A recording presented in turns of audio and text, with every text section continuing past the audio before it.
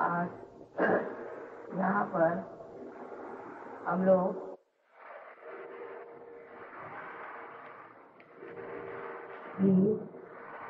शिव जी की पूजा करने के लिए एकत्रित हुए हैं।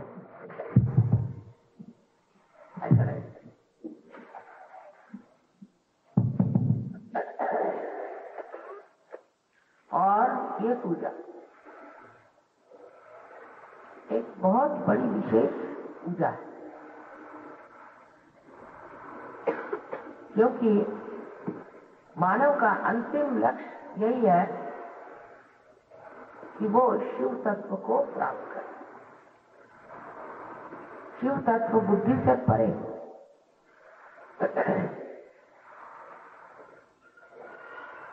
उसको बुद्धि से नहीं जाना जाता।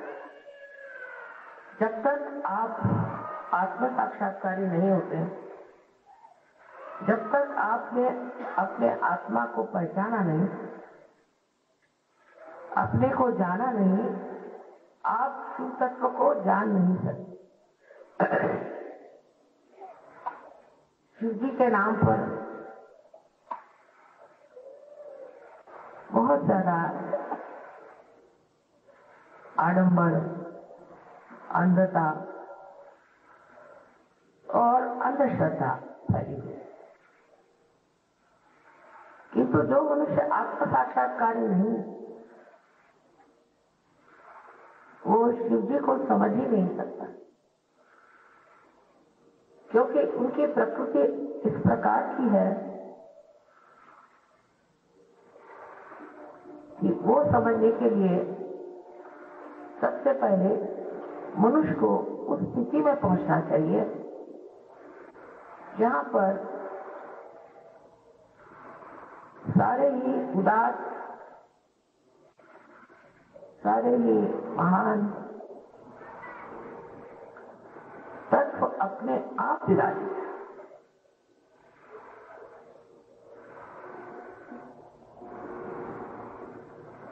उनके लिए कहा जाता है कि वो भोले शंकर। आजकल बुद्धिवादी बहुत से निकल आए हैं संसार में और अपनी बुद्धि की उड़ान से जो चाहे वो पटांग दिखाकर, और फिर कहते कि ये शिव जी तो भोले हैं। किसी का भोला होना बुद्धिवादियों के हिसाब से तो एकदम ही बेकार चीज है। आजकल जितना आदमी चालाक और धूर्त होगा, वही बड़ा यशस्वी हो जाता। तो ये भोले शंकर, इनका भोलापन कैसे समझा जाए? आजकल के संसार में तो लोग सोचते हैं जो आदमी भोला होता है वो बिल्कुल नगण्य है, बिल्कुल बेवकूफ। लेकिन शिव जी का भोलापन ऐसा है कि जहां वो सब कुछ है। एक समझ लीजिए, जरूरत से ज्यादा कोई बड़ा ही श्रीमंत रईस आदमी हो जाए और उसको भी रख दिया जाए और उसका लोग धन उठा के ले जाए, तो लोग कहेंगे अजीब भोला आदमी है, इसके लोग धन चुरा रहे और इस पर कोई असर नहीं।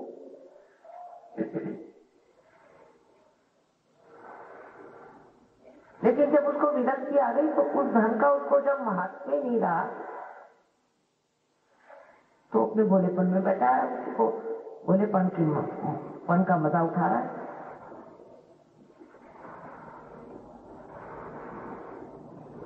जब सब चीजें अपने आप हो ही रही है, सब जब कार्यान्वित ही है, तो शिव जी का उसमें कार्यभाग क्या रह जाए? वो भोलेपन से सब चीज देखते रहे, कि वो साक्षी स्वरूप होकर के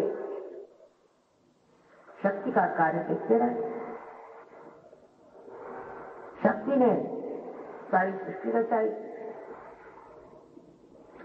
और और शक्ति ने ही सारे देव देवताएं बनाए और उनके सारे कार्य बना दिए, उनकी नियुक्ति हो गई। और अब शिव जी को क्या काम? शिव जी को बस देखना पाना और उनके देखने में ही सब कुछ आता। उनके भोलापन का जो असर है वो ये है कि जिस पे उनकी दृष्टि पड़ जाए वही तर जाए।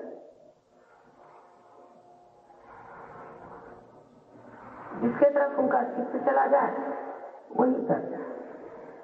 कुछ उनको करने की जरूरत ही नहीं है, उनके लिए सब खेल। जैसे बच्चों के लिए खेल होता है, तो परमात्मा के लिए भी ये सारा एक खेल है। वो देख रहे हैं उस भोलेपन में एक चीज और निहित है। जो भोला आदमी होता है, सत्यवादी होता है, अच्छाई से रहता है, वो जब देखता है कि कोई बहुत ही दुष्ट उनसे मुठभेड़ ले रहा है तब उसको बड़े जोर से क्रोध आता है। भोले आदमी का क्रोध बहुत जबरदस्त होता है। चालाक आदमी होगा तो वो क्रोध को इधर उधर घुमा देगा, उसको कुछ ऐसा बना देगा कि उसकी प्रखर जो कुछ गिरने हैं वो शांत हो। लेकिन भोला आदमी जो होता है वो हंसते ही रहता है, ये क्या मेरे ऊपर वार कर सकता है। ये शिव जी का जो गुण है वो हम सहयोगियों में आना जरूरी। इस वक्त हम छोटी छोटी बातों को अपनी समझते रहते हैं, 17 मरतबा सोचेंगे इसके लिए क्या करना चाहिए, कहाँ के लिए क्या करना चाहिए, योजना कैसे करनी चाहिए, प्लान कैसे बनाने चाहिए, दुनिया भर।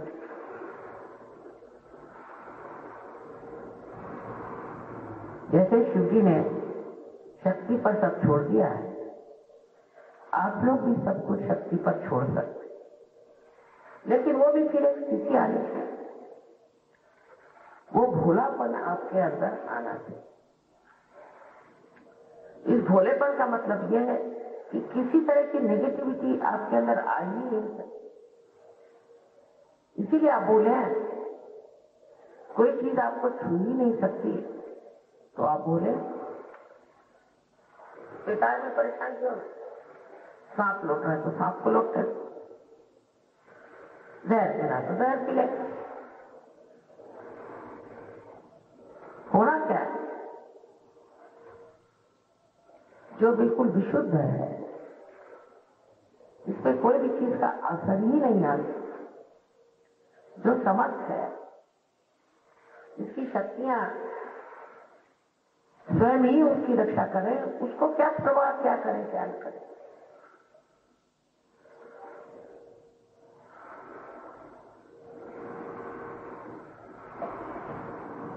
ये शक्ति हमारे अंदर शिव तत्व से आती है, किंतु शिव तत्व को प्राप्त करने के लिए पहले आत्म साक्षात्कार होना चाहिए।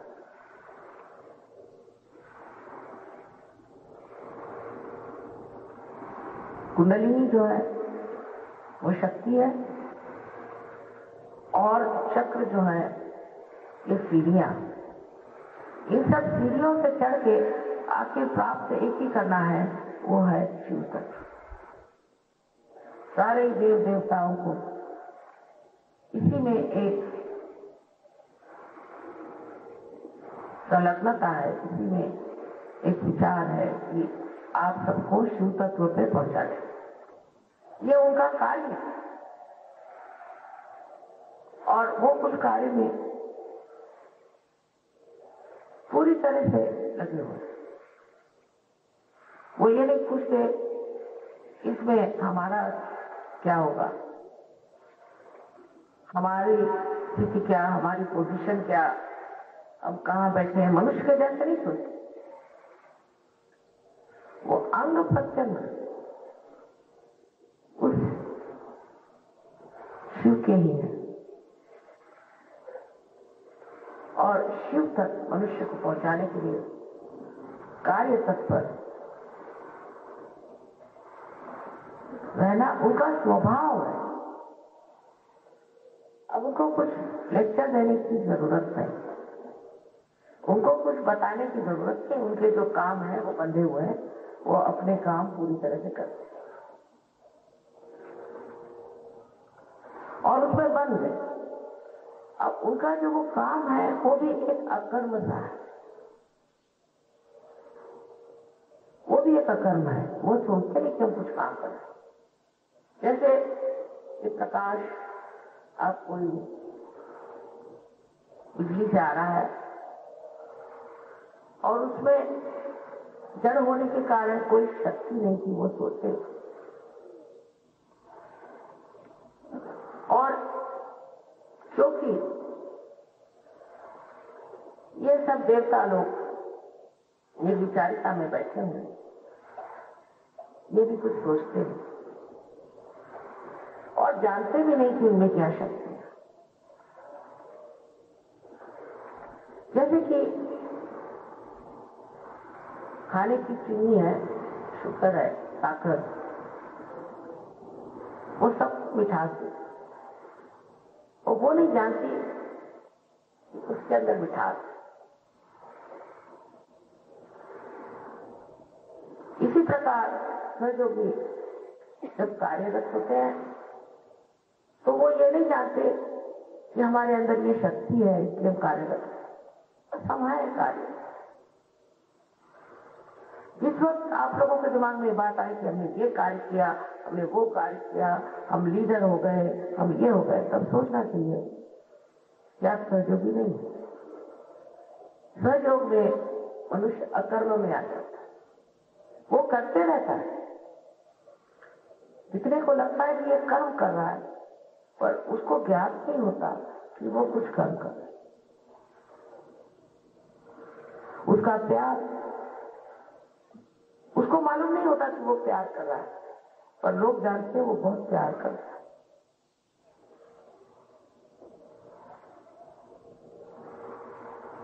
इस प्रकार हमें समझ लेना चाहिए कि आत्म साक्षात्कार एक है आप स्वयं जो है तो, और आप अपने को शीशे में देखें, वो आपका प्रतिबिंब है। आप है और आप शीशे में देख रहे हैं, वो एक प्रतिबिंब है। और उस प्रतिबिंब को देखने की जो क्रिया है, देखना मात्र जो है, ये किसी इस प्रकार आप 3 दायरे में घूम रहे हैं। एक तो आप देखने वाले, एक जो आपको दिखाई दे रहा है, और जो देखने के लिए। ये तीनों ही चीज खत्म हो सकती। कैसे? इधर आप ही शीशा बन गए, आप ही अपना आईना बन गए।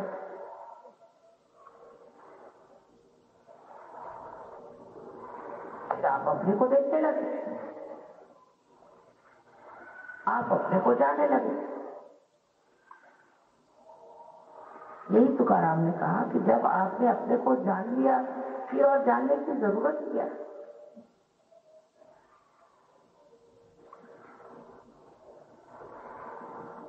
तब ये 3 दायरे टूट करके आप स्वयं में स्थिर हो गए। यही स्थिरता जब पूरी तरह से बन जाती है, तब कहना चाहिए कि शिव तत्व स्थिर है, क्योंकि शिव तत्व अटूट है, अटल है। इस शिव तत्व में जब आप बैठ जाते हैं तो आपको ऐसा नहीं लगता कि आप कुछ कर रहे हैं, आप अपने में समा रहे। फिर आप ये भी नहीं खोजते हैं कि मुझे कुछ और करना चाहिए। जैसे आजकल बहुत से लोग कहते हैं हम बोर हो गए, क्योंकि आप अपने को देख नहीं सकते, आप अपने साथ रह नहीं सकते। आप अपने साथ 5 मिनट बैठे तो आपके साथ भाग खड़े हो जाए। और मेरे लिए तो अपने साथ बैठना सबसे बड़ी बात। इस रस को जब आप प्राप्त करते हैं तब एक भोलापन आपके अंदर है। कोई कहेगा कि वो तुमको ठगा रहा है तो ठगा, वो तुमको मार ले आना तो आ, वो तुम्हारा ये बिगाड़े तो बिगाड़े, आगे होगा। अगर हम आत्मा है और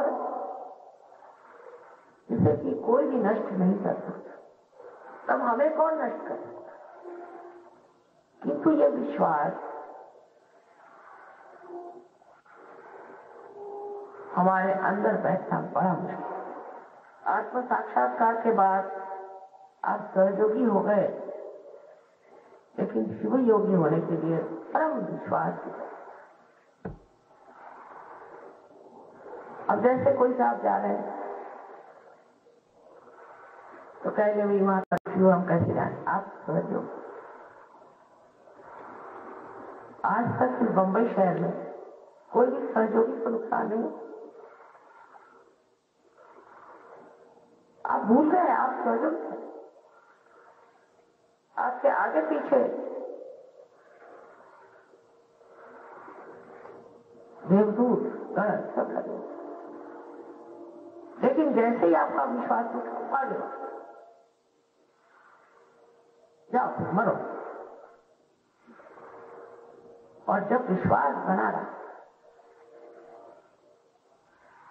तो आप चले जा रहे।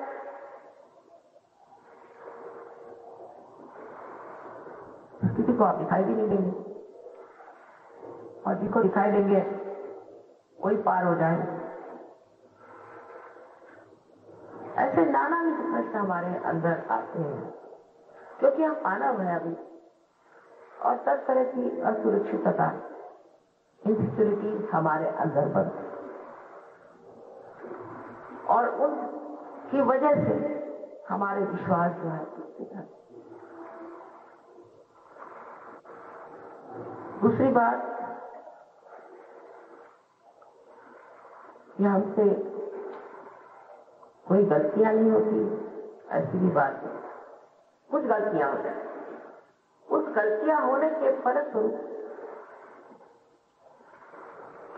एक तरह का हमारे अंदर भय आता। लेकिन शिव जी की विशेषता यह है कि वो क्षमाशील, क्षमा के सागर। आपसे गलतियां की तो भी कुछ नहीं, एक बार आप उसके दरवाजे में बैठे हैं तो क्षमा कर देते हैं आप पूरी तरह। तब आपको भय क्यों हो? दूसरा वरदान उनका है निर्भयता। बिल्कुल निर्भय होना चाहिए। उनकी कोई सेना नहीं है। आपने तो जाना ही है कि जिस वक्त अपनी बारात लेके वो पहुंचे थे तो पार्वती जी को तो शर्म आ रही। कोई एकाक्ष लेके पहुंचे, कोई लंगड़े, कोई पागल दिखने वाले हिप्पी जैसे लोग कुछ हुआ साथ में, अजीब सजीब लोगों को लेकर पहुंचे बारात। मतलब ये कि शारीरिक कुछ भी व्यंग हो और जनसाधारण के लिए ऐसे लोग कुछ विचित्र से लगे, और विचित्र से लगे, अवघड़ लगे, लेकिन उनके अंदर शिव तत्व। इसीलिए शिव के लिए कोई भी प्रासाधन की जरूरत नहीं। उनके मंदिरों में कुछ सोने चांदी के चढ़ावे की जरूरत नहीं। मुफ्त में किसी भी चीज में ऐसी शक्ति ने कि उनकी शोभा बढ़ा। ऐसी कोई संसारिक दृष्टि से मूल्यवान कोई सी भी ऐसी वस्तु शिव जी के लायक है। इस तत्व को हमारे अंदर आना बहुत जरूरी है। आज समाज में, संसार में आप अगर देखें तो पैसे का मूल्य जरूरत से ज्यादा है। हर आदमी पैसे का ही मूल्य देखता है। किस चीज में पैसा मिलेगा, क्या करने से पैसा मिलेगा।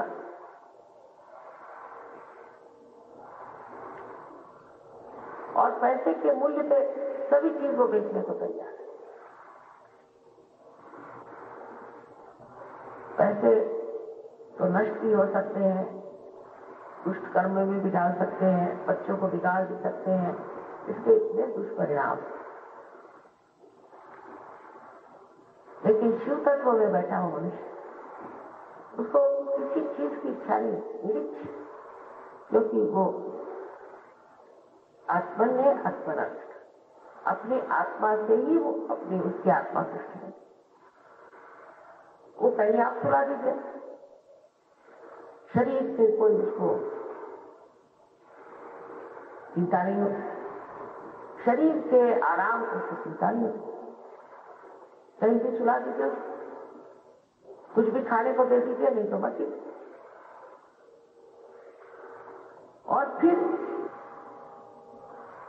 जब ये दशा आ जाती है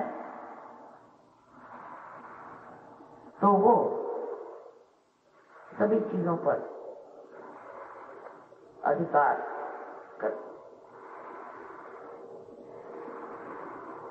जैसे आपने ऐसे आदमी खाने को नहीं दिया, भूखा रखा, लेकिन वो एक नजर खिला दे तो हजारों आदमियों को खाना दे। वो शरीर को कोई आराम नहीं है। सोने के लिए उनके लिए पहाड़ों को सुला दिया, लेकिन उनकी नजर रास्ता इस पे पड़ जाए, वो धनदान में से पड़। अब ये कौन सी शक्ति है जिससे वो सबका कल्याण करते हैं? वो है परम चैतन्य। और उसका जो स्पंदन है, जिसे कि शंकराचार्य ने स्पंद कहा, इस स्पंद की शक्ति उनके शरीर से बहती रहती है। और जिस आदमी को वो छू जाती है उसी का कल्याण हो जाता है। जिस भूमि पे वो पड़ जाती है वो भूमि बहुत ज्यादा फल फूल देने वाली बन सकती है। स्त्री से पड़ जाएगी वो बड़ी उसकी बुद्धि वाली और बहुत विषदायी स्त्री हो सकती। जिस पर पड़ जाए उसका भलाई हो सकता। स्पंद ऐसी चीज है कि जिससे सिर्फ अच्छाई ही आ सकती, बुराई नहीं। कोई आदमी आपको मारने पाए उसका परिवर्तन हो सकता है। कोई आपको सताने आए उसको सुबुद्धि आ सकती है। एक तरह की जो परिवर्तन की शक्ति इस स्पंद में है, ये बड़ी हमारे लिए समझने की बात है। इसलिए हर आदमी को आपको क्षमा कर देना चाहिए। आप क्यों उसका बदला लेना है? कोई जरूरत नहीं। आप सजुकी है, ये स्पंद पे छोड़, इस वाइब्रेशन पे छोड़। ये सब समझते हैं, सोचते हैं, सब कुछ पूरी तरह से ऑर्गेनाइज कर। इस शक्ति को आपने प्राप्त किया है, यह आप में से अव्याहत बहरे। इस शक्ति को आपने आजमाया, देखा कि इससे कितना फायदा होता। अब जो लोग बुद्धि से इसको जानना चाहें वो नहीं जान सकते, लेकिन आपसे तो अनेक चमत्कार देखे हैं और ये कितनी प्रचंड शक्ति, कितनी ऊंची शक्ति है, कितनी बड़ी शक्ति है जो कार्यान्वित है और आपको मदद करे और आप इसके अधिकार को प्राप्त हो रहे।